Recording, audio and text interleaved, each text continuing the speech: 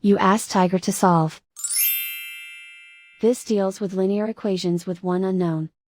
The final result is x equals -2. Let's solve it step by step. Group all constants on the right side of the equation.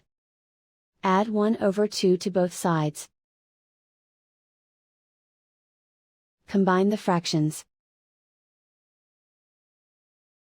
Combine the numerators. Reduce the zero numerator. Simplify the arithmetic. Convert the integer into a fraction.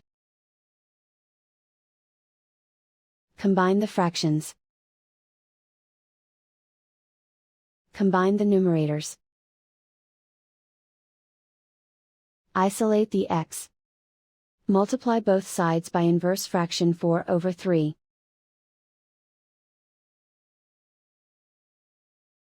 Group like terms.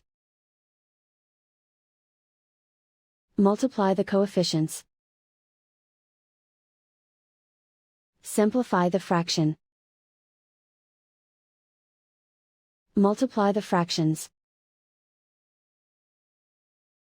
Simplify the arithmetic. And so the final result is x equals -2.